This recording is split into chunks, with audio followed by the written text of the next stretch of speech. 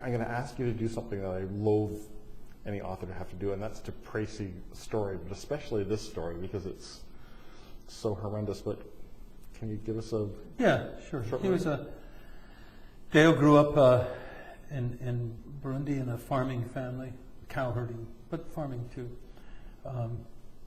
It was by this local standards in these mountains, rural part of the country in the mountains, a fairly prosperous family, although he didn't have any shoes until high school. The very fact that he got to high school spoke of some, privilege. If you think of privilege as simply a relative thing, I mean, it's odd to think of him as privileged.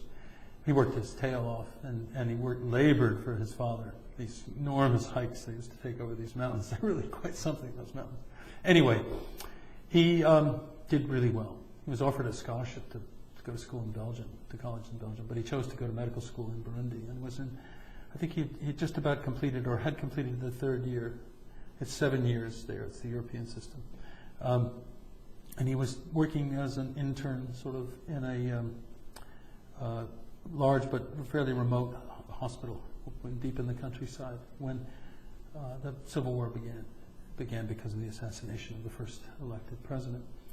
And there was a massacre at the hospital in response to this.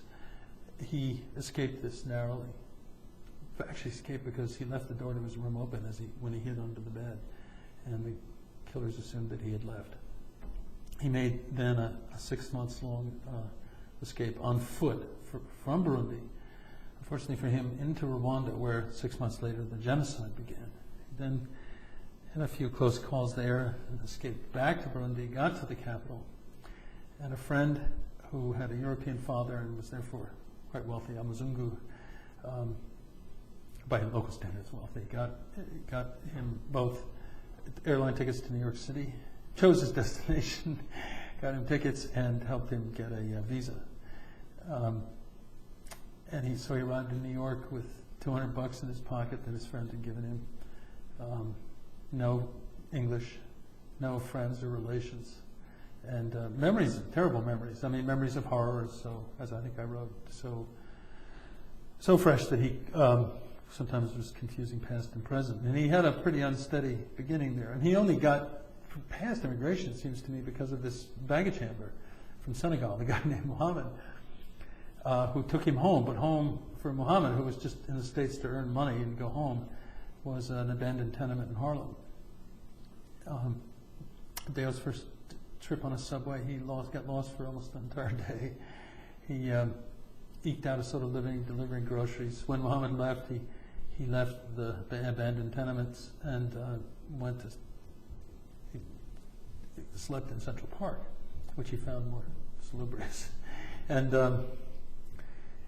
then he was delivering groceries to an Upper East Side Catholic church, and a next contemplative nun was there. She, one of those people who was there to help whoever comes by, and she helped him enormously. She, almost more than he wanted at times, but she decided she had to find a family for him, and she did.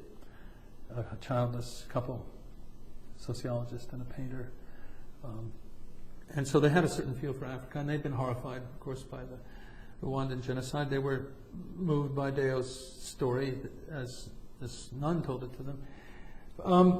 They hesitated, of course. Anybody would, I should think. You're taking in someone who doesn't speak your language, has no visible means of support, and might become a burden on you for the rest of your lives. And essentially they adopted him. I mean, it had its ups and downs, but they financed him. They financed his ESL course at Columbia, which was very rigorous, and then helped to finance his education at Columbia. But what's really more amazing to me is that after all of that, graduating from Columbia, going to work for Partners in Health, studying at the Harvard School of Public Health, getting into medical school, he decided to go home, and becoming an American citizen too, decided to go back to Burundi to try to do his part for the rebuilding of a country that had been ripped apart with 13 years of civil war. He was just through main force and by rallying all of these friends. He has enormous numbers of friends in America. And he created this clinic called Village Health Works in a rural place. It's a public health system, really, and it's growing and flourishing. It's pretty terrific. very moving sort of thing.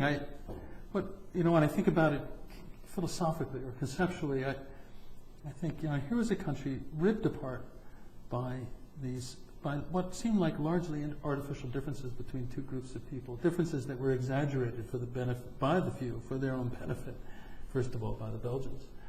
And here is an antidote, or a potential antidote, or a part of the beginning of an antidote that is based on something that unites us all, which is our common vulnerability to illness and injury, and our common hope for life, And it's seen 28,000 patients in its first year and a half. It's growing. It's attending to the right things. Clean water, sanitation, women's health, and the stupid illnesses that kill people.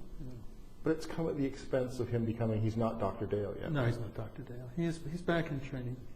He could have just gone to medical school, said, I'm an American now, to heck with you. He's not done that. I don't think he could do that. I don't think he's built that way, and I don't think that would have been a solution for him.